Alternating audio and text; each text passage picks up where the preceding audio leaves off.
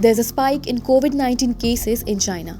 The current surge in COVID-19 infections in China is believed to be driven by the BF.7 subvariant of the Omicron, also known as the Omicron spawn.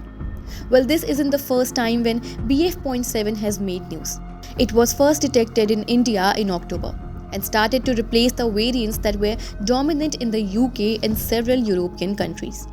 After the sudden spike in COVID cases, the center on Wednesday advised people to wear masks in crowded areas and directed officials to remain alert.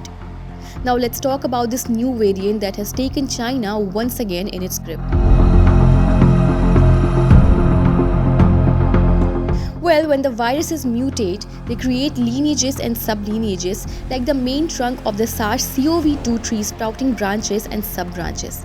The BF.7 is the same as BA.5.2.1.7, which is a sublineage of the Omicron sublineage BA.5. Now, BF.7 accounted for more than 5% of US cases and 7.26% of UK cases in October. However, there was no increase in the number of cases of hospitalization in these countries.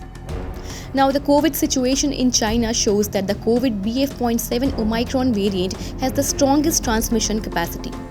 Talking about how harmful it is, then reportedly the BF.7 Omicron variant easily infects people and spreads more quickly than the other strains. Additionally, it is discovered that everyone is affected by the variant equally, regardless of the vaccine history.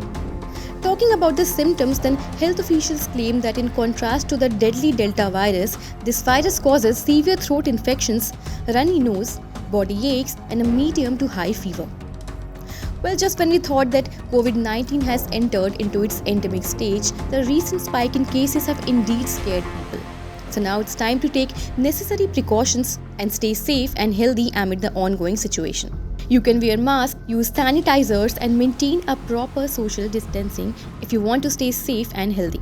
Well, we hope you like this video. For more such latest news and updates, do like and subscribe to our channel India.com.